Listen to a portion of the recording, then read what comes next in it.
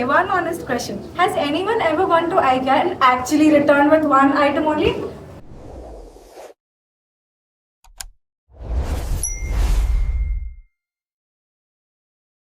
We certainly haven't.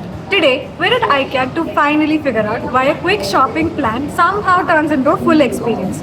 Why we walk in for one item and return with four. And why we're not even upset about it.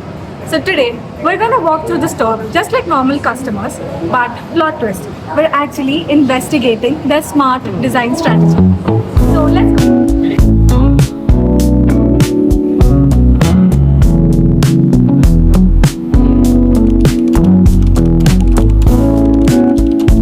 Wait, so the moment you enter IKEA, you find something interesting, right? You stop choosing where to go, but there's one clear path, and you just follow the arrows. There's a classic store design trick called the Gruen effect. The idea is very simple.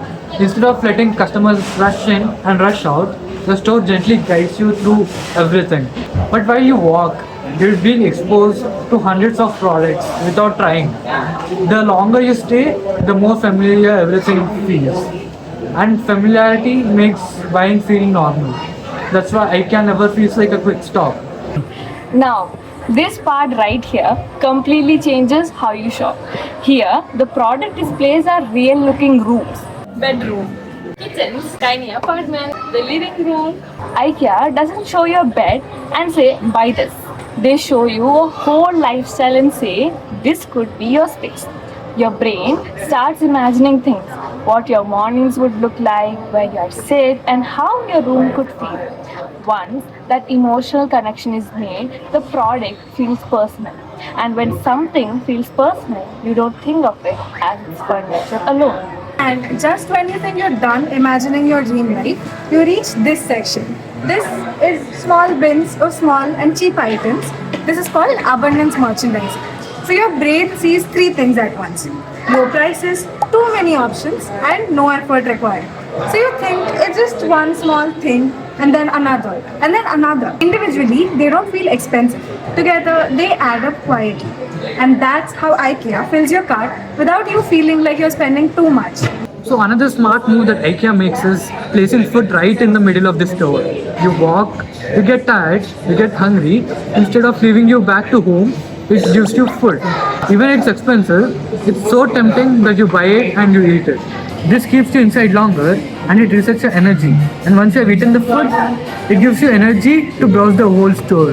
And that's why at IKEA, shopping turns into a day out. Now, let's talk about prices and flat packs. Most IKEA furniture comes in flat boxes that you can assemble yourself. This reduces shipping costs, storage costs, and labor costs. And that's how IKEA keeps the price low. They call this democratic design. Good design that's affordable for most people. When customers feel like they're getting good designs at a fair price, they trust the brand more. And trust makes people come back. What really ties all of this together is consistency. The colors, the fonts, the room names, and the simple product stories. Even the designer tags tell you about the designer who designed this. It feels all thoughtful and human, and that's what makes IKEA feel less like a corporation and more like a lifestyle brand.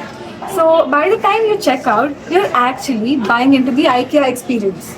The genius part is that IKEA doesn't stop at physical store.